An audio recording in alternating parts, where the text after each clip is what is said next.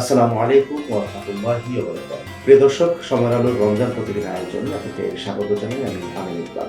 দর্শক, আমরা আজ রমজানের গুরুত্বপূর্ণ একটি বিষয় নিয়ে কথা বলতে চাই, তা হচ্ছে তারাবিহ। এই সংক্রান্ত বিষয়ে কথা বলবার জন্য আমাদের সঙ্গে আছেন বিশিষ্ট ইসলামী লেখক, চিন্তাবিদ, গবেষক, আলেমুদ্দিন গাজী সানাউল্লাহ রাহমানী। আমরা আজ যে বিষয় নিয়ে কথা বলতে চাই বা শুনতে চাই তা হচ্ছে তারাবিহ। এই তারাবির নামাজ যে রমজানকে কেন্দ্র করে আমাদের পড়তে হয়, তারাবিহ আসলে কি হয়ে গেল? একটি কথা আমাদের সমাজে প্রচলিত, কোনো বন্ধুরা এটি বলেন যে তারাবির নামাজটা এটা রসুলের সুন্নাহ নয়, এটা হযরত ওমরের সুন্নাহ। এই কথাটা সম্পূর্ণ ভুল এবং আমি বলবো যে তথ্য বিকৃতি। এটা রাসূল করিম সাল্লাল্লাহু আলাইহি ওয়াসাল্লাম সালাতুত তারাবি পড়েছেন, তিনিই সূচনা করেছেন। এটা নবীজির সুন্নাহ।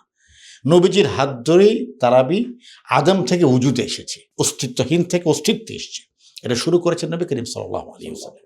তিনি বেশ কয়েকদিন মসজিদে নববীতে তারাবির সালাত আদায় করলেন। রাসূল করিম সাল্লাল্লাহু আলাইহি ওয়াসাল্লাম কয়েকদিন আদায় করার পরে এরপরে তিনি ঘরে চলে গেলেন। এরপরে তিনি নিয়মিত ঘরে আদায় করলেন। প্রশ্ন করলেন, ইয়া রাসূলুল্লাহ, আপনি তো তারাবির সালাত মসজিদে নববীতে পড়তেন, আমরা আপনার সাথে শরীক হওয়ার সুযোগ পেতাম, আপনি ঘরে কেন চলে গেলেন? রাসূল বললেন, দেখো, আমি যদি এটা কন্টিনিউ করি তাহলে তোমাদের জন্য এটা ফরজ হয়ে যাবে, আবশ্যক হয়ে যাবে। তো আপনি এখন দেখবেন যে রমাদানুল কারীমে আমি বলবো যে ৮০% মুসল্লিদেরকে সলাতুত তারাবি মসজিদে টেনে নিয়ে আসে।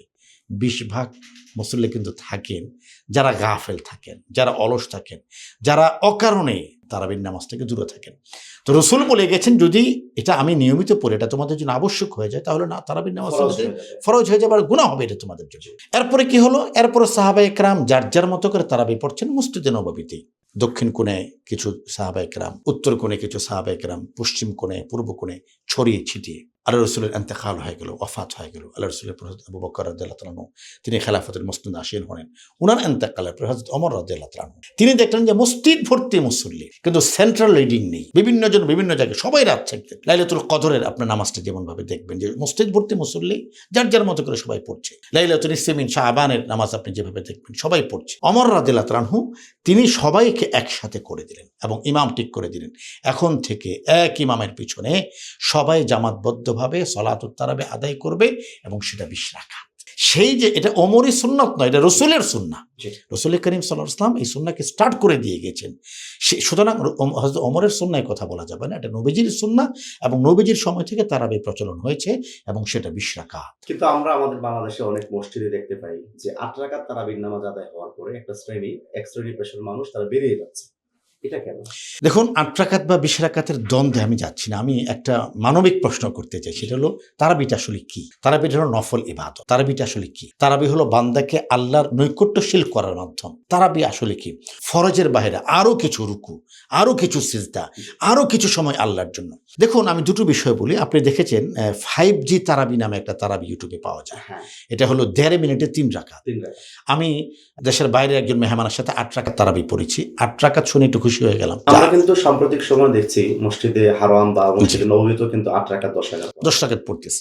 তো আমি ৮ রাকাত শুনে খুশি হলাম যে আজকে একটু তারাবি কম পড়া যাবে। উনি বিখ্যাত আলেম সৌদি আরবের, উনি ৮ রাকাত নামাজ পড়লেন ২.৫ ঘন্টায়। তো এবার আমি বলে আপনি একটু দেখুন যে যেই ২০ রাকাত হচ্ছে প্রতি ১.৫ মিনিটে ৩ রাকাত আর ৮ রাকাত হচ্ছে ২.৫ ঘন্টায়। এবার আপনি কোনটাকে নেবেন? মূল কথাটা হলো ২০ রাকাত ৮ রাকাতের দ্বন্দ্ব কথাটা নয়। দ্বন্দ্বটা হলো আমি আল্লাহকে কতটা সময় বেশি দিতে পারছি।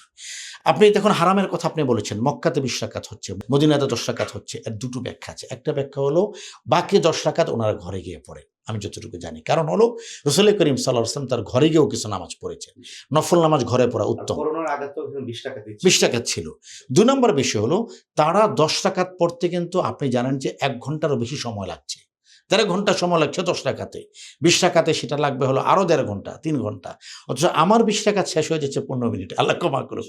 এজন্য রাকাতের কোয়ান্টিটি থেকে কোয়ালিটিটা এখানে ইম্পর্টেন্ট। কতটুকু আল্লাহর কাছে আমি নিজেকে উপস্থাপন করতে পারব। এক্স্যাক্টলি। ২ নম্বর বিষয় হলো মক্কা মদিনাতে আপনারা জানেন যে তারাবির ১০ রাকাতের পরে আরো 10 রাকাত নামাজ হয় কিয়ামুল লাইল।